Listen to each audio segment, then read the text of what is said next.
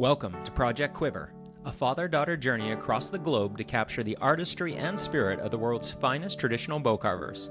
I'm Todd, the father. Ella is my daughter. Together we're on a mission to create a stunning coffee table book that profiles more than a dozen master bowyers and their unparalleled skill.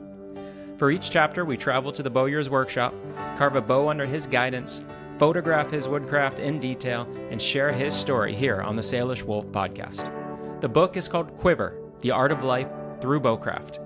And this journey, our living story, is Project Quiver.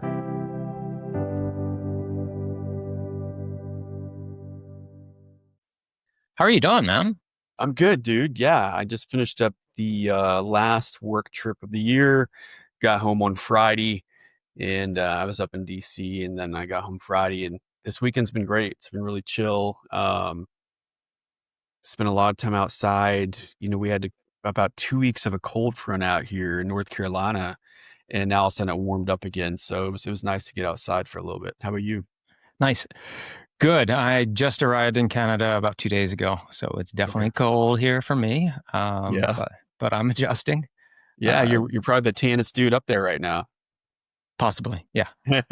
Not a lot of surfing. No, there is good surfing here. I just don't know if I'm gonna get to that part of the coast or not. It's I'm not here that long, and it's a chore. And then of course putting on the wetsuits and stuff. It's not quite the same as what I'm used to. What do you put on? Like a 7 mil, 10 mil? No, a 5.4. Oh, okay. Well, yeah. I figured in the wintertime you might need something a little thicker, but no, 5.4 in the winter. Summer a little bit lighter is nice. Yeah, I've been spoiled by the non-wetsuit surfing with water that's the same temperature as the air practically. So yeah. Everything's good. Thanks for doing this. Last time we chatted, you got to ask me a bunch of questions, so I'm looking forward to.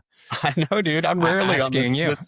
I'm rarely on this end of the microphone. It was kind of funny. I think I had like Matt Zernsak on a few weeks back from the Push, and it'd been a few months ago that I was on his, and he noted, he was like, I'm really uncomfortable being the one being interviewed by being the one interviewing. So yeah, I get it a little bit, but on the bright side, you know, we're just here hanging out in the evening and got a little bit of an amber colored beverage, and kids are going to be going to bed soon. So should be a good conversation. Good, man. Well, I appreciate it. What were you in DC for? I work in aerospace. So I was up there for just like some strategic planning where we near the end of the calendar year, right? Where Uncle Sam pretty much doesn't work for, I don't know, the next many weeks because that's the government. And I want to get some strategic planning done for calendar year 2026. So it's just a big, you know, kind of executive strategic planning session, a lot of nerd work. But it wasn't so bad. You know, you can get a good decent cup of coffee and some good food and get back home. So I made a quick trip of it. Yeah. What is your role in all of that? Yeah. So in mine, I mostly work in like business development. So when I first transitioned to space work about 5 years ago, the big focus was actually to try to find or, you know, help identify space-based resources that could support special operations.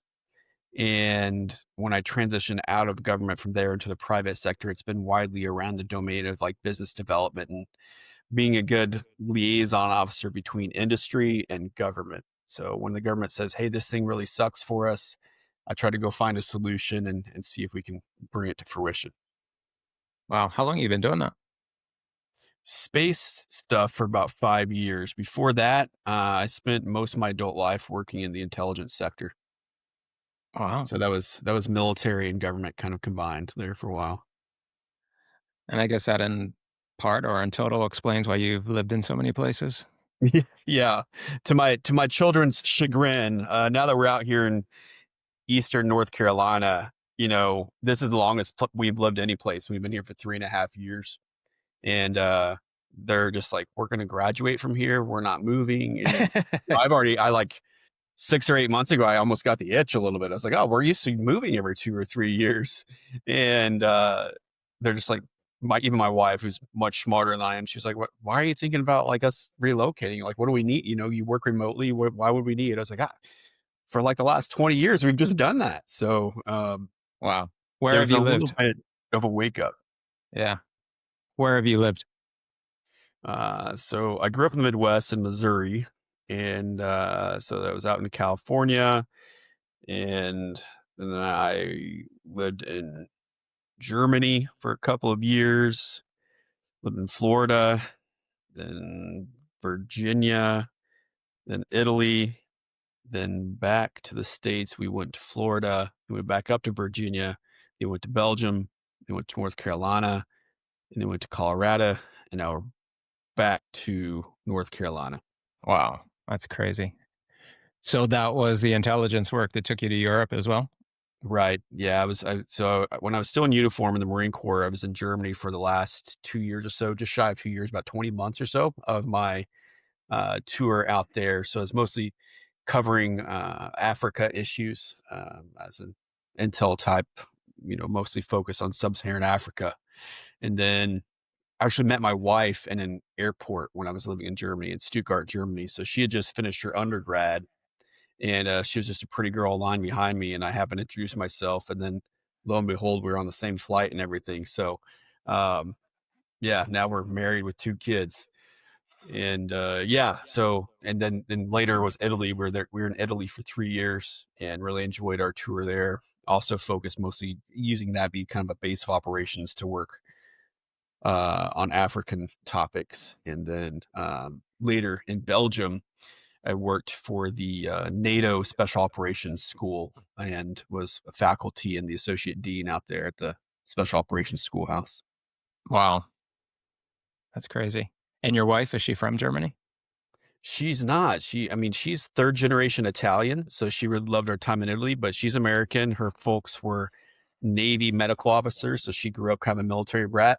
And then they went into private practice as well. So she was just kind of being a hippy dippy, she finished her bachelor's degree and spent like 2 weeks traveling Europe and was getting on a plane to go back home and I guess find a grown up job. And Fate intervened. Yeah, I interrupted her whole plan for that, I think. Yeah. How did you get into the intelligence sector? It was mostly just through the military. So I went to university for like a semester, and then I came back home, kind of needed a kick in the butt, and randomly joined the Marine Corps. So everybody wants this big, patriotic story, or hey, I needed money for college, and my decision was widely based on a whim of just knowing that I had always been very structured and disciplined, and academically focused. And my first semester at college was not that. And yeah, I just kind of knew that I wanted some discipline, so I joined the Marine Corps from that point. And basically initially enlisted in the reserves, into the Marine Corps reserves. Was supposed to be an 8-year contract. I think I spent 7 years and change on active duty for the Marine Corps, and then it was a pretty simple transition when I worked in the intelligence field in the Marine Corps, and then transitioned to government as an intelligence professional as well. Wow. Good for you, man. That sounds like a exciting life. Did you pick up some parts? It's still hard to convince my kids that I was really cool once. So I don't know if they buy it. Even my wife tries to join my side sometimes. She's like, "Dad used to be cool." I'm like, wait, like I'm still cool, but like in your eyes, woman, like I should be cool. But trying to convince my kids that I was traveling around doing all sorts of more action type things than I do now. Were you able to pick up quite a bit on the languages when you lived in Europe? I can speak Italian pretty well. My wife is very fluent. She even speaks with a Venetian dialect as our Venetian accent as well. So we lived in the northeast and eastern region, in an area called Vicenza, which is part of the Veneto, which is right between Venezia and Verona. So definitely studied. My wife still does virtual tutoring. We moved back from Italy in 2015. Oh, wow. So 10 years ago, and she still every week has like a virtual tutor that she meets with some native speaker virtually, and parlays for an hour or so. Wow. Yeah, we had a great time in Italy when we were there a couple months ago, and we were not too far from where you just said. We were on Lake Garda for a good chunk of it. Garda's, man, how'd you think of it? The landscape there is really pretty. Oh, it's beautiful. Yeah, we Yeah. stayed in the city or town of Salo. I don't know if you're Mhm. familiar with it. Yeah. Yeah, Yeah. and that was only about like a 10-minute ride from Enrico Miragi's place where we carved boas for a Yeah. few Those epic. I days. saw the photos. Yeah, it was really cool. And then we got to spend some time on the Amalfi Coast too. We were down there for like 4 days and hit That coast. Venice one for Yeah. a little bit too. The Amalfi coastline is really special. We went down there. I remember our last trip down the Amalfi Coast. My wife was like 8 months pregnant with our firstborn, Wow. and she was also finishing up her graduate degree. So she was, you know, super preggers and also typing up her thesis. But we wanted to just really embrace the coastline and everything else, but there were plenty of distractions of being generally uncomfortable and then also being studies. And I don't know if the internet's gotten that much better in Italy, but in 2013 or so, it still was light years behind what we had in the States. And it was just like frustrating. She's trying to get on the internet and work on her thesis and enjoy, the break that we had. We were in like Fiore, we went to Positano and some of these areas that are just really, I mean, everywhere you look is like a postcard, right? No, it's But amazing. Yeah. yeah, I remember that. It's also, it's like you're riding in like a little Fiat Panda or Cinquecento or something like that, and the buses are taking the same turns you are, but they're taking a good lane and a half, and you're just generally wondering if one of those buses is going to slightly nudge you off the side of this cliff that's going a couple 100 feet to the sea, right? But Yeah. it's a special place. We like Italy. I think maybe after the kids graduate from school, we might get back there and do another stint for a handful of years for work or what have you. We're actually planning on possibly, if we can swing it this summer, to go spend about a month to just kind of work abroad.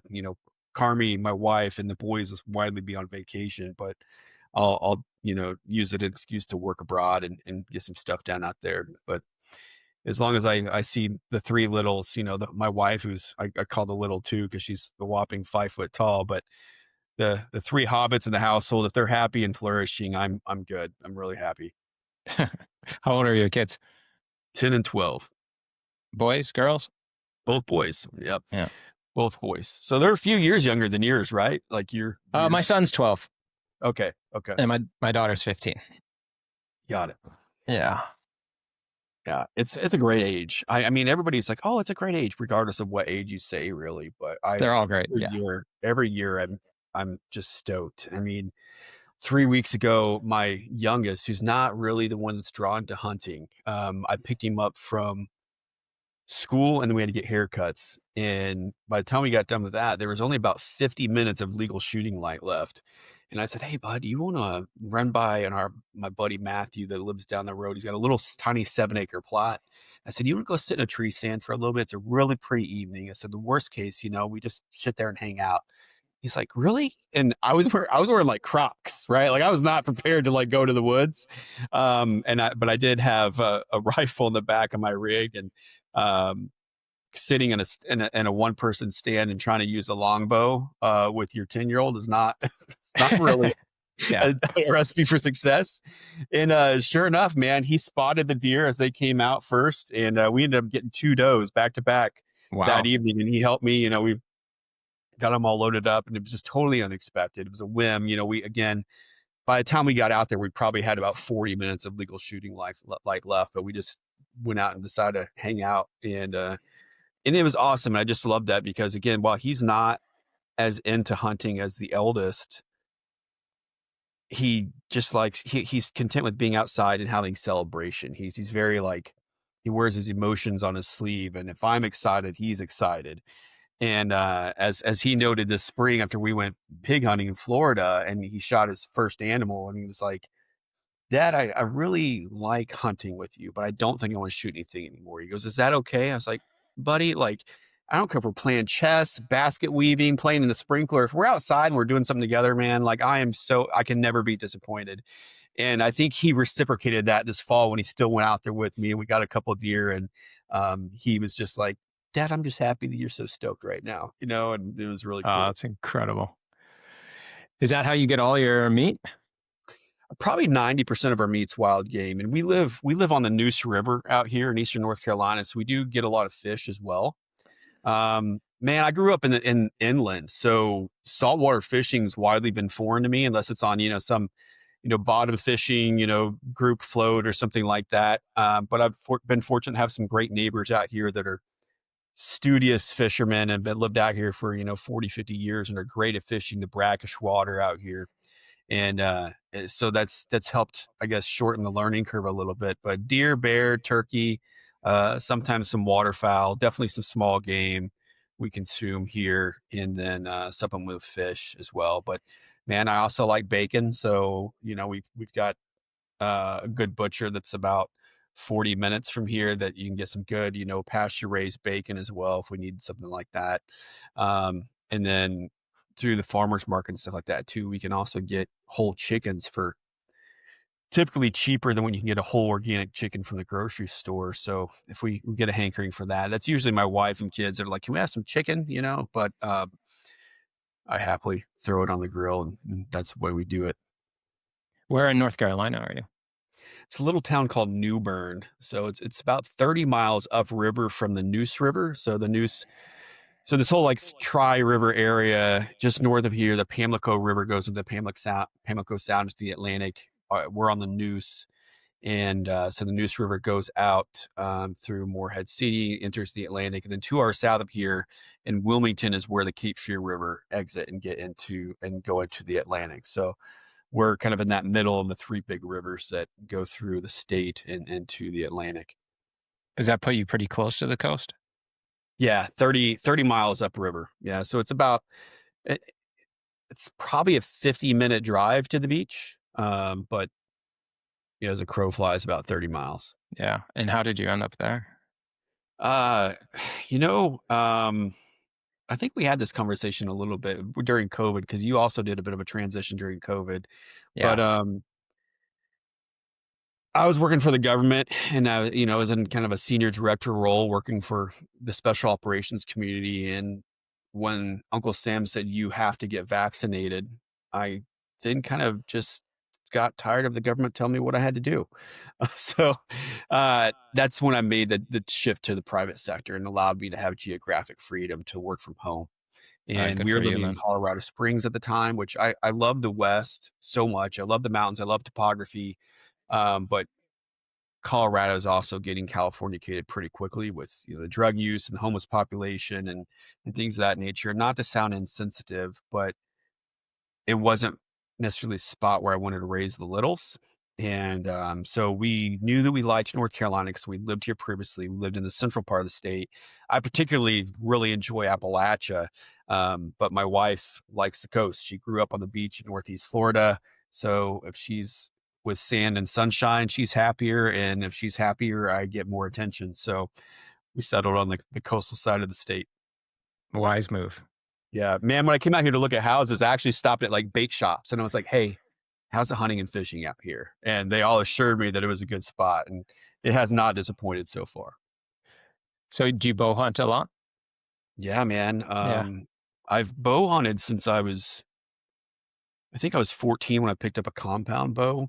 And then I think this is my 4th or 5th season with the trad bow so far. So yeah, I mean, this year we got, actually I just got my first whitetail buck early this year. It was a little spike, but I was pretty happy about it. Got a mess of pigs this spring. I got an alligator, actually down in Florida, and I've With now a got bow. a couple of bears with the stick bow. So, Wow. yeah. But whitetail down here in the Southeast, brother, like the whitetails are tough. I think they're hyper vigilant. The forests are so thick with, these old pines and briars and everything else in the swamps. You're typically not seeing more than 30 or 40 yards at a time. And it makes it tough. And people do it much better than me. But it was, I can fully admit that it was definitely tough to try to finally get a whitetail buck on the ground with the stick bow. Yeah. And when you say stick bow, are you talking primitive or No. So, well, traditional bow? I've gotten several animals with the self bow. Yeah.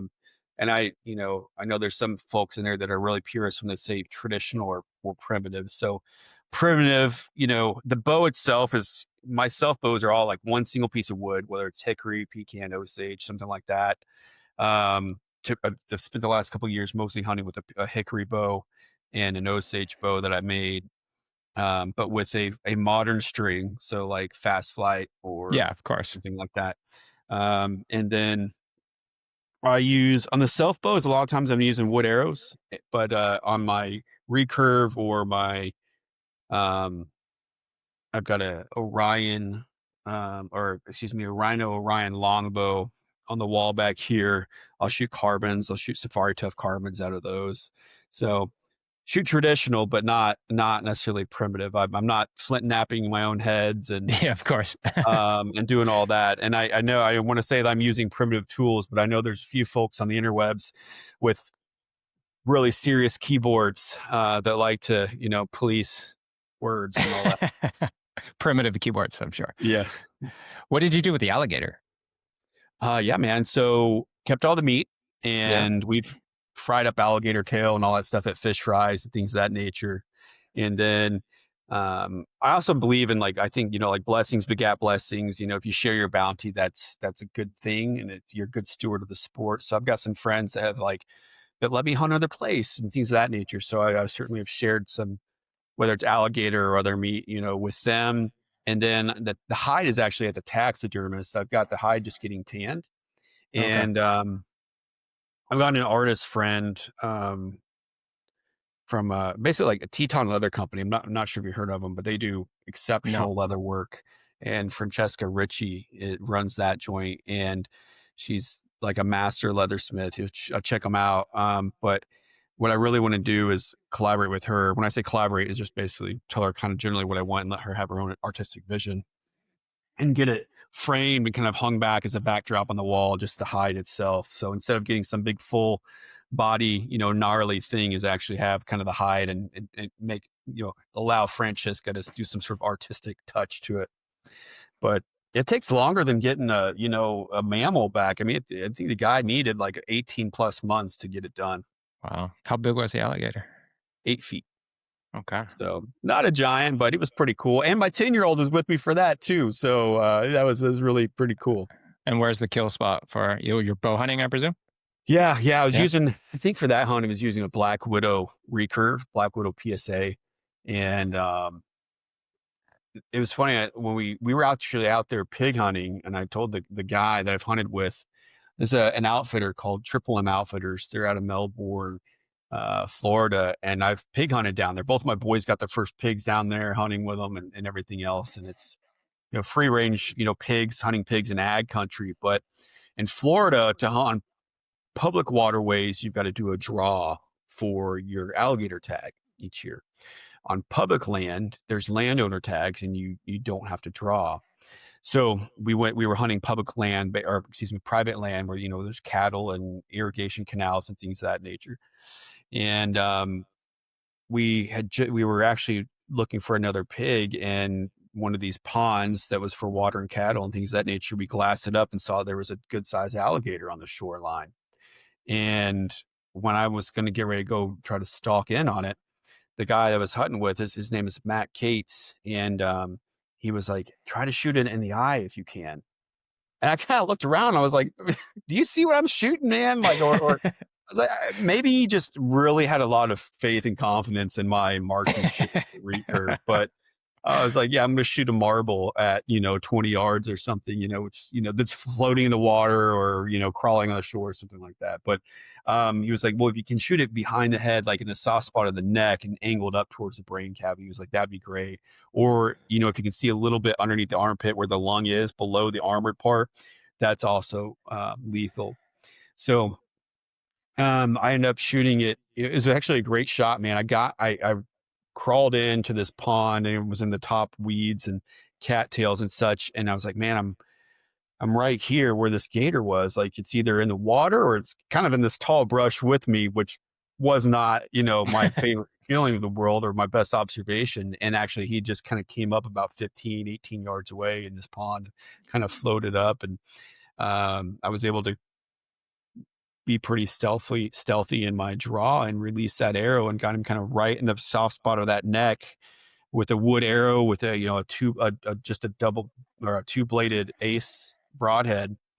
And he kind of like stopped floating, and honestly, like one leg started coming up and just kind of started stilting and sinking. And I released like one more arrow, and it literally just like hit off the top of its head and ricocheted another 20 or 30 feet. Like there was no penetrating that. And man, I just could not believe it was so easy. Wow. Like, there's no way. Well, when we went to retrieve the carcass with this heavy fishing tackle, basically, intent was to have my youngest Finley reel in the carcass and just have, whatever this moment. Well, about 10 feet from shore, that dinosaur came back to life. And oh shit. Yeah. It took a few more arrows, and honestly, there's still a broadhead, as it went to the taxidermist, stuck on the top of its skull. It just wouldn't. I had to unscrew the carbon arrow to get my arrow back. But what really did it is just another arrow behind that front leg into the lungs, and that settled him down and allowed him to expire. But man, I think that's scary. Yeah, a little bit. It was at least an intense moment.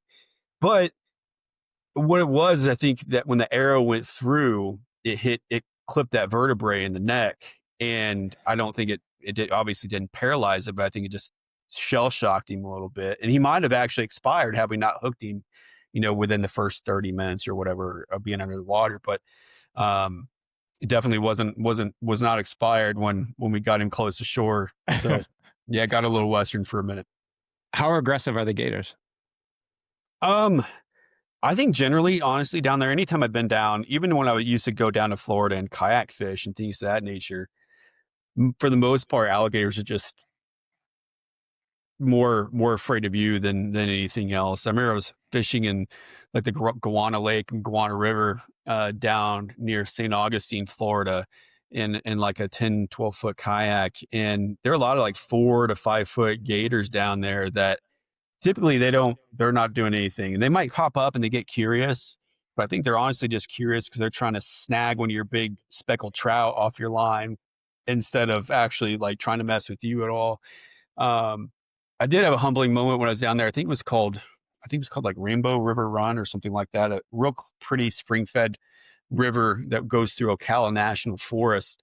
And I was in an 11-foot Wilderness Systems kayak at the time. And I was floating, and I floated within probably about 8 feet of a big gator that was bigger than me in that kayak.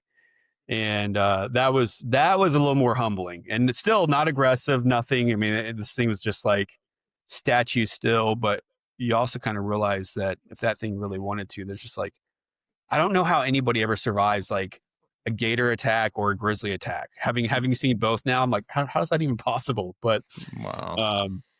No, they're cool though. I mean, I think like any sort of like megafauna, they're really neat to observe. They're really cool to watch. And then getting to put your hands on one, and especially with one of your kiddos, is a special moment. Yeah.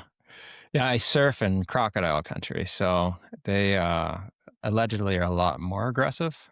And just 2 weeks ago, I was paddling across a river to surf with 2 of my surf buddies, and it was 5:15 in the morning. We were just at first light. It was too early, we realized, and we paddled right into 2 crocs, like 10 feet away from them. And fortunately, they turned and went the other way. And I think probably because they were a bit smaller, they were probably only 7, maybe 8 feet. But some of the crocs get to be like 14, 16 feet that we've seen, and huge, like easily big enough to take down a human. So that's nuts, man. Yeah, it was a pretty hairy moment, and we were fortunately only like 3 paddle strokes from the beach. So we flew on those last 3 paddle strokes and got up on the beach. But yeah, like I said, they swam the other way, so it wasn't a big deal. But I'm always worried because my dogs like to come across with me, and that would be my concern way more. Yeah. Dogs get eaten a lot there, unfortunately. So, but that's part of being in the jungle. Yeah, man. How did you get into archery and bow carving? Yeah, I mean, I think I mentioned, so I started bow hunting, using a compound when I think I was 14. I'm 40 now. So quite a while ago, and that was just an excuse to hunt longer. Where I grew up in the Midwest, bow season, archery season was much longer than rifle season, so it's an excuse to hunt, get 2 more months of hunting out of the year. And it wasn't until about, I don't know if it was 4 years ago or 5 years ago. I think it was 4 years ago, just in an attempt to simplify things, and this isn't to beat up compounds or anything like that, but there's a point where the marketing is so good, you get convinced that you're supposed to upgrade your bow every year or two, right? For that extra 10 feet per second. And I think life is fast paced enough. I wanted to find an outlet to simplify a little bit. And with that, I also was always drawn to the aspect of being able to build something myself. And I think there was a combination between that drive or that I like at least curiosity. And then, having a distinct mission, when I was in the military and things of that nature, there's always something to be done with my hands, something very technical, something very rugged and often primitive. And I think I just needed something. And that's when I reached out to Corey Hawk, actually, of Organic Archery, and attended his 101 course and made my first bow with Corey under his tutelage and his introduction to bow making course with a piece of hackberry. And, on the end of that third day, I was just like, look, man, this was like the best investment I've made in myself in a decade. And I want to do this more than once, right? I want this to be more than a one-off. So he gave me a list of, very basic tools. And the barrier to entry is not the cost or the tools, right? It's just fine tuning your skill set with bow making. So I picked up a draw knife, a rasp, some card scrapers, and a vise, and from then, just kept going. And I'm probably about 30 some odd bows in now. And in fact, actually, I just wrapped one up today, and I'd widely been not creative for the last 4 or 5 months, just for I don't know what reason, just life was busy. So it felt good. It's beautiful weather today and yesterday to get out and frame out a few bows and then finish one this afternoon. What did you finish? It's a little Seneca inspired short bow. So it's 52 pounds, or excuse me, it's 52 inches tip to tip. And it's actually going to be for my wife for Christmas because she needed a bow upgrade. And it's probably only 25 to 30 pounds. And so yeah, it's got uneven knocks. So you've got a knocking point on just one side and basically the opposite caddy corner away from that knock. So Yeah. that's indigenous Seneca inspired. I'm gonna do a stacked leather handle on there, and that'll be under the tree come Christmas morning. Oh, awesome. What kind of wood? Osage. Yep, did Osage. Early this year, I got some Osage staves, maybe from the Tennessee Classic, and then I've got a handful of staves from pecan that I harvested 2 years ago. So I probably got, I don't know, a dozen or so staves of Osage and pecan under the house right now that I'll be working with. What's your favorite wood? Man, definitely those two. I mean, any type of hickory I really like a lot. Um, it cuts well with a draw knife. It's pretty. It takes a stain well. Um, it's native to the Southeast, which I really appreciate. Yeah. Osage, I mean, I grew up in Missouri where Osage is everywhere. And in fact, I used to, as a teenager, cut firewood and cut Osage and sell that as firewood, because it burns really hot. And now I look at that as blasphemy. Um, so I like that because it's from where I grew up, but I also acknowledge that there's certain difficulty and time constraints of chasing a ring and everything else with Osage. And sometimes having a white wood it can be a little bit more forgiving. But like a lot of white woods, I live in the South where it's very humid, and I put probably like 8 or 9 coats of teak oil on hickory, and with Osage, I pretty much just use a natural mixture of whether it's beef or bear tallow, beeswax, and pine pitch, because Osage is so hydrophobic. But with, hickory, I've got to add a little bit more of that labor as far as making sure that it doesn't sponge up the humidity out here. Yeah. Definitely one of those two. I'd really like to do some more work with native woods, whether it's American holly or something else that's native out here in the Southeast. But I've got some that I've cut and dried, but it's just, man, it's a huge pain. Holly is a pain in the butt to split. And I think I'll actually just have to take the bandsaw to get it cut into staves, to be honest. It's so twisted Hmm. at this point. I've got a couple pieces of yew, but I just haven't spent any work with yew at this point. You haven't carved a yew bow yet? Nope. Nope. I've Yeah. got 2 staves downstairs, but not carved a yew bow yet. Yeah. It's I it's think a I'll very probably holler at Pete for some it's tutelage. it's a very different experience. You could use a butter knife almost to do it. So Yeah.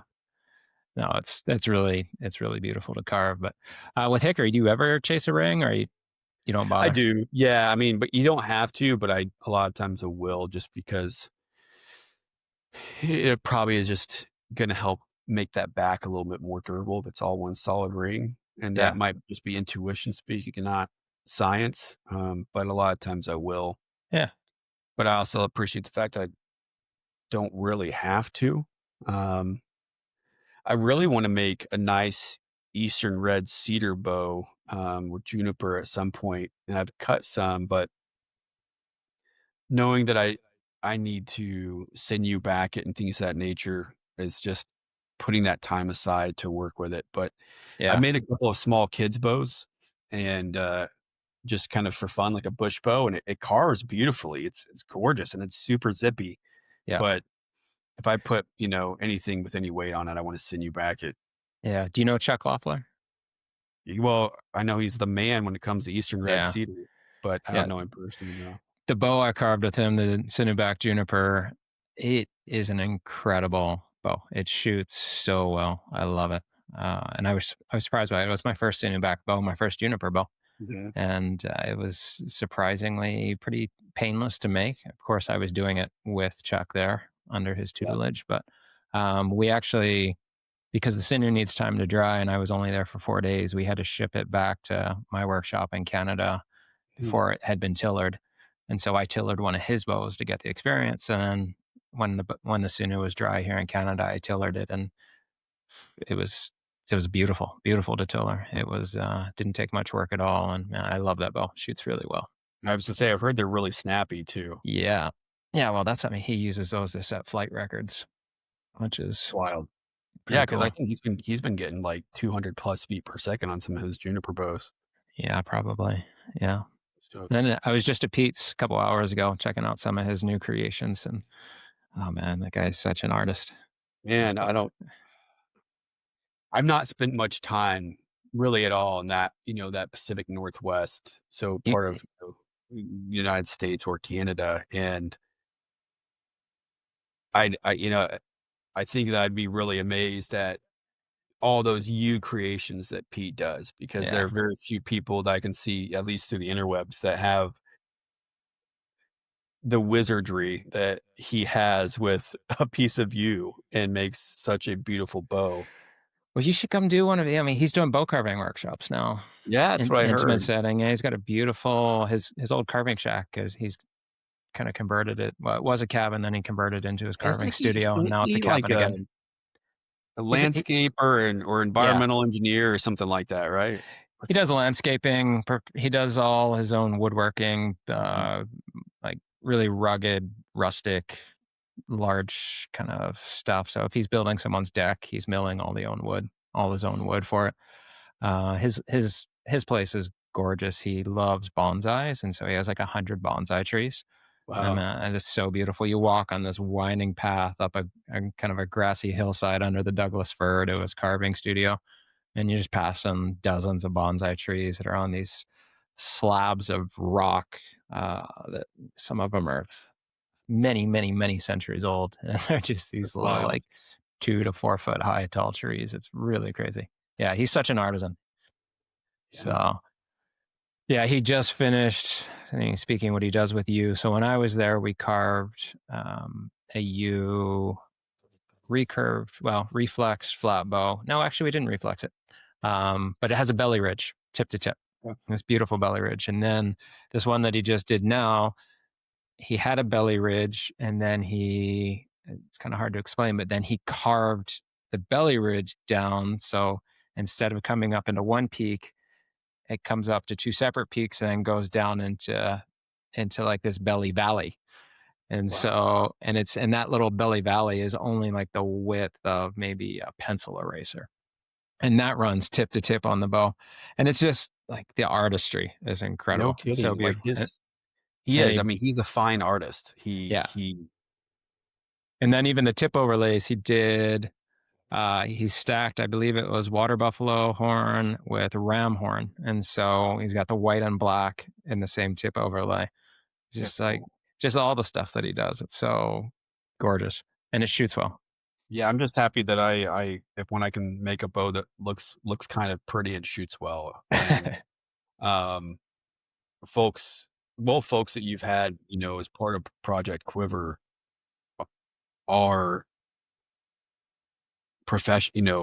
their professions in this craft, and that's what sets them apart, right? Whether it's the unique design or the woods that they use or finish work or the artistry that they incorporate into their craft. And there's some really special people out there.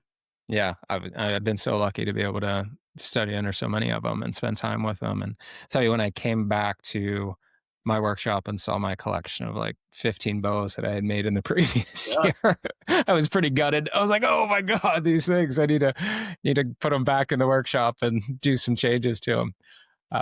But I mean, of course, I carved 14 bows with the best in the world. So you can't expect my experiments before that to be anywhere near that.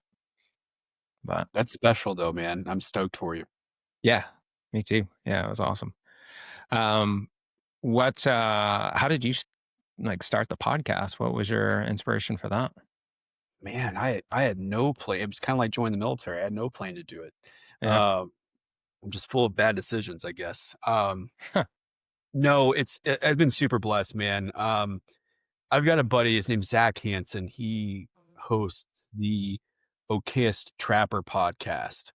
And a buddy of mine, also Marine, was going out to Hopkins for grad school, and he knew Zach because they were in the same grad program, I believe. And Zach had just finished a book called Turning Feral. And it was widely based on kind of adult onset hunting or adult onset outdoors. I mean, he's like a machine learning technician, like an IT super nerd. Never really did anything outdoors.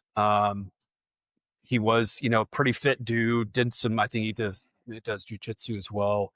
But he went through like a gnarly divorce and just put him on this path.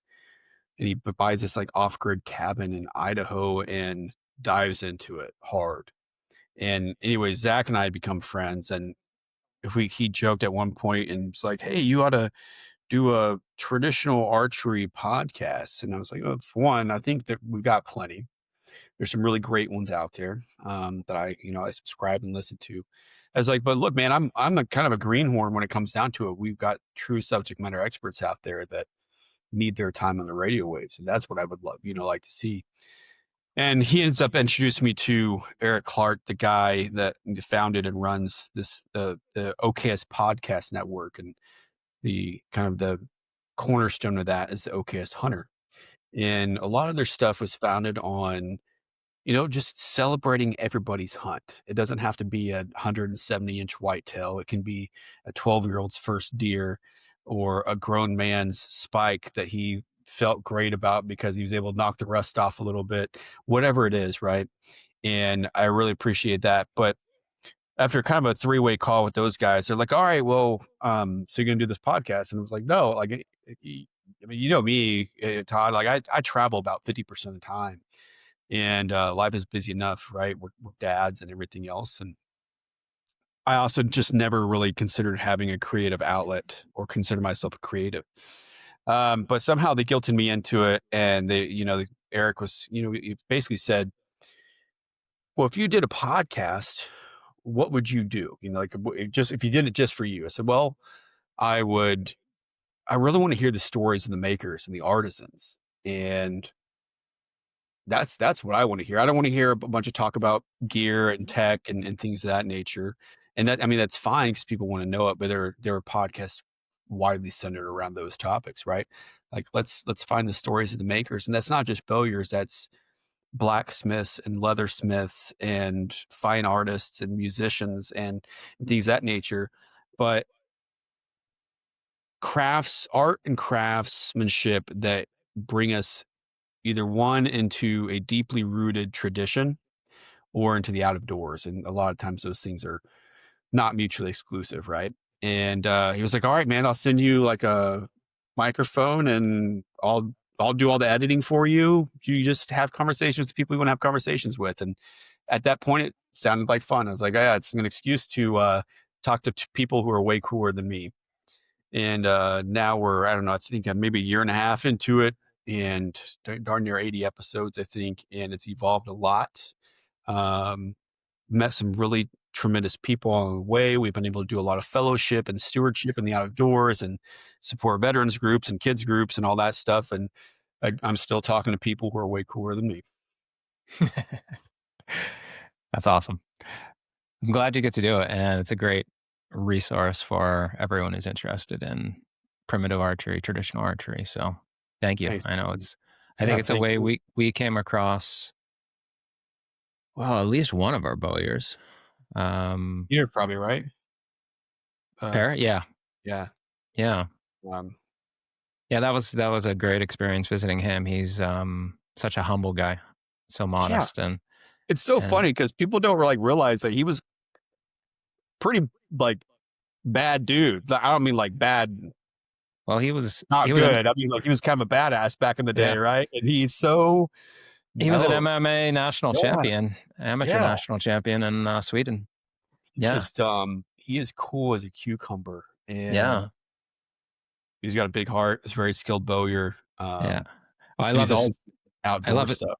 Oh, our photos of my daughter's photos of him are incredible.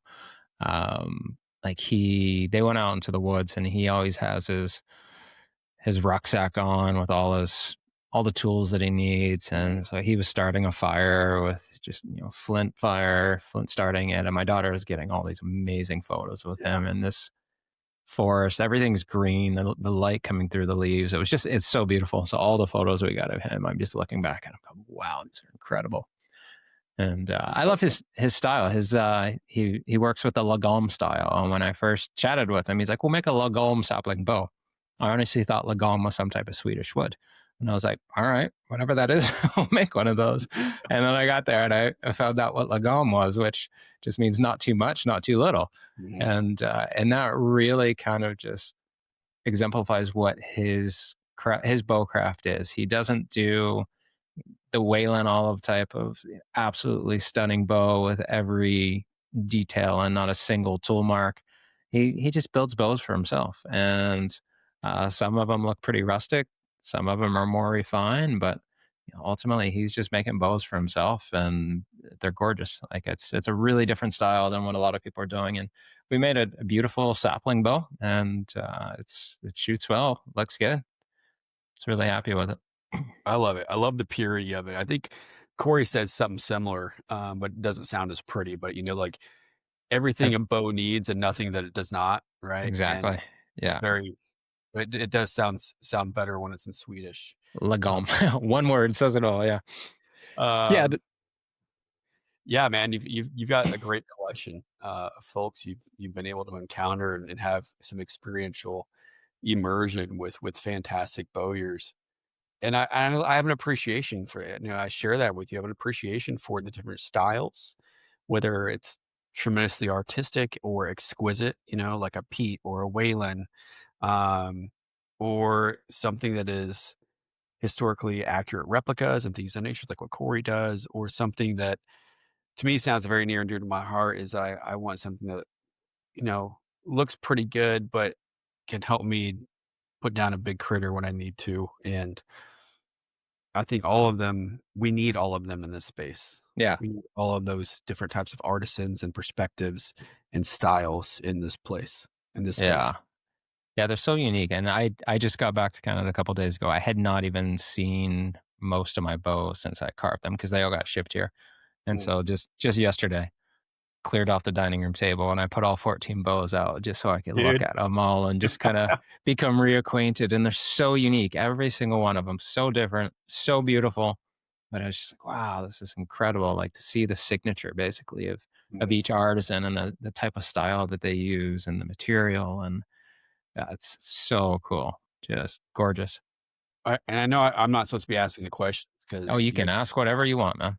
but are you staying up there for the holidays, up in Canada, or what's the plan? Yeah, well, we came back. My daughter and I came back to photograph all the bows Oh, because great. we need to get them in a studio and take high quality photos of them all in the same setting. So they're going to be included in the book. Basically, after the Bowyer's chapters, there'll be a chapter that has each of the 14 bows with photos, and I'm not quite sure how much text. There'll be a little bit of text, at least technical stuff, but I'm not sure if there'll be anything beyond that yet. But so we had to come back here and do that, and I'm really glad I came back when I did because I got here and I put them all out and I counted them, and I got to 13, and I was like, shit, where's the 14th bow? And then I realized that I forgot to tell Nacho Marco my address. And so he hadn't shipped it yet. And I was like, holy shit, like I need that bow by January 3rd, Nacho, Oh, please, boy. like ship it. But it's good I came back because I came back a week earlier and I was expecting to, just the way flights lined up. But I guess that was the reason I came back, so I could get that 14th bow here. Yeah. Because now we're on a publishing deadline, so our publisher needs everything pretty snappy here. So we've got all these timelines that we have to meet. So I've got to get that bow by the I'm really 3rd and get a excited. photograph. Yeah, dude, me too. And I'm going to be hitting you up when we do volume 2 for some suggestions for who to include in that one. There's a lot of special people out there, brother. Yeah, yeah. And it's what an incredible journey it's been for us. And just looking back through these photos and I get to sit down and write the chapters, and that's been incredible. Just right now, I just finished today Ryan Gautier's chapter, and just it's like it's such a special thing for me to be able to sit down and review all my notes and my podcast notes and be able to write the life story of each of these bowyers. Yeah. Well, and I think a lot of these guys aren't going to put pen to paper, or they don't feel that their story is aspiring enough to, or inspiring enough to put to paper for any reason, or that there's a certain amount of hubris or ego that's involved, right? And I think it's folks that, like yourself and I, like the stories of the maker is something special, right? And a lot of crafts, things that you do with your hands with natural materials are almost an endangered species, when we think about it. And we need to find a way to bring their stories into a bit of modernity. I don't know, present day. Yep. Words is hard. So bring that to fruition, whether it's through a podcast or through a beautiful work and a piece of art or what have you, is I think it's somebody else doing their due diligence to tell the stories of the makers. And I can't imagine, like if these guys have their kids or grandkids or whatever look back, 10 or 15 years from now, and they're like, oh, these are my bows, and I was in this book and all that stuff. That's huge, man.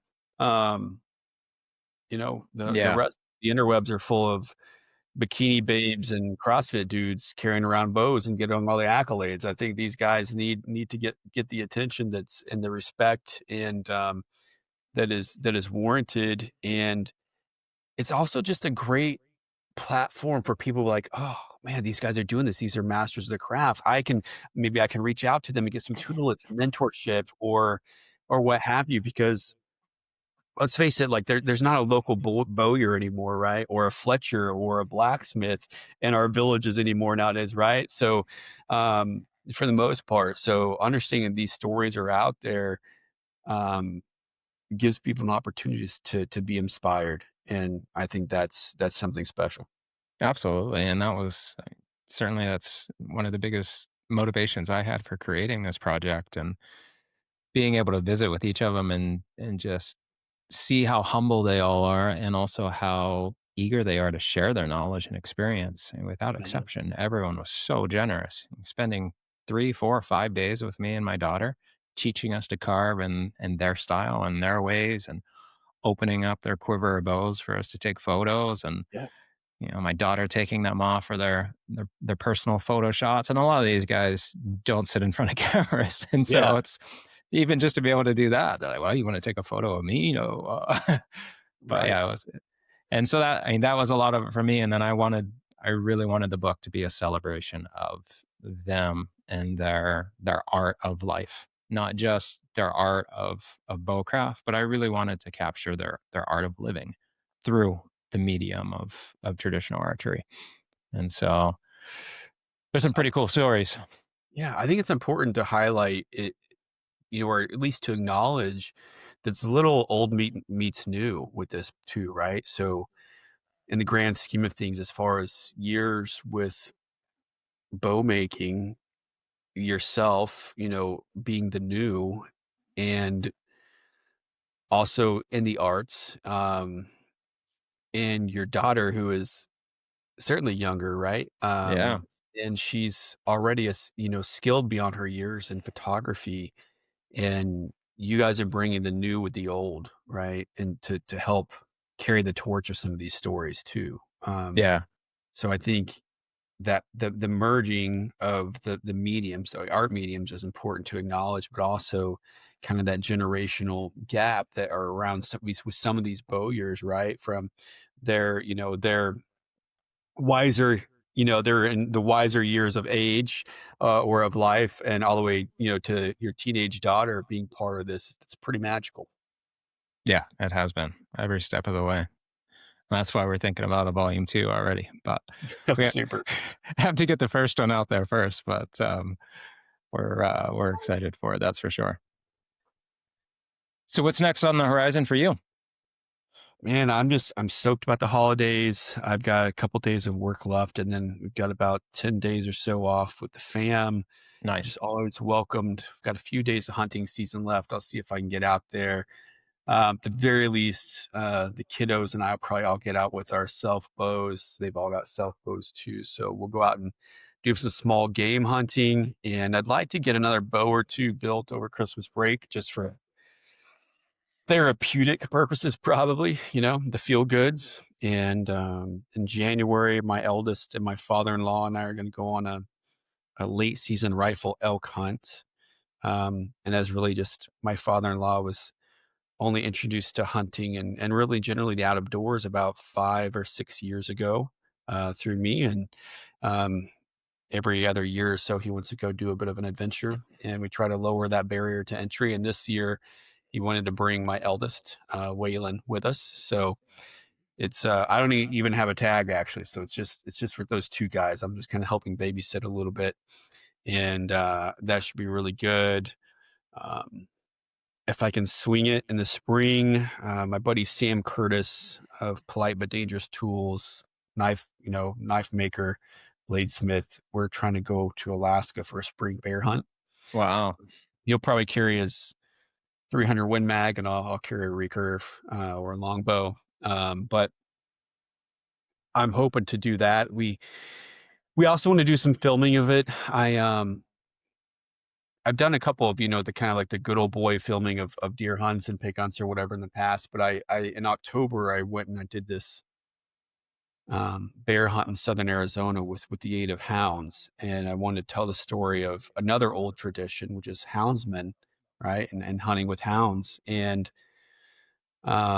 which is probably just as old, of a tradition as, shooting sticks with another stick. And I wanted to highlight some of that, and using hounds as an aid to hunt close. So I got a nice bear with recurve bow, with the aid of hounds out there. So I think we got a lot of good video and audio from that project. And if I can get my act together, get it all finished and edited and hopefully released, in late January or so, for maybe like a 20 or 30-minute film to hopefully tell a compelling story and get folks in the outdoors, but also help support predator hunting, predator management, houndsmen, traditional archery, and all those good things. And we'll see if I get the gumption to carry a video camera around more often. But For me, it's usually just a microphone and two dudes having a conversation. Oh, way to go. Thanks for doing that, and keep the stories coming. It really does mean a lot. Yeah, I appreciate you. Yeah, thank you. It was good to chat with you again, Matthew. Thanks for round 2. Likewise, man. And I'm sure we'll have in a few more months when the book gets released and everything, we'll have you back on and we can tell folks where to find it and celebrate it. Thank you. I appreciate it. And let me know when if you get this film out, let me know. Will do. And enjoy the Alaska hunt. When do you go? I think we're looking at probably the second week of May, as long as Sweet. everything goes together. And where will you go? Man, I don't even know. I got no. I mean, I think I'm flying into Anchorage, and from that point, I'm letting the locals. My buddy Sam lives in Alaska. I'm just kind of at that point. I'm like, just tell me where to go, man. I'm ready. Yeah. I was like, I said, give me a packing list, and I'll try to make sure I'm there. Oh man, it's such beautiful, beautiful country. Enjoy. Thank you. Thanks, brother. Enjoy yourself. Merry Christmas, happy holidays, happy New Year, and man, I'm really excited for you guys and finally closing this big chapter with the book. Thank you. I appreciate it.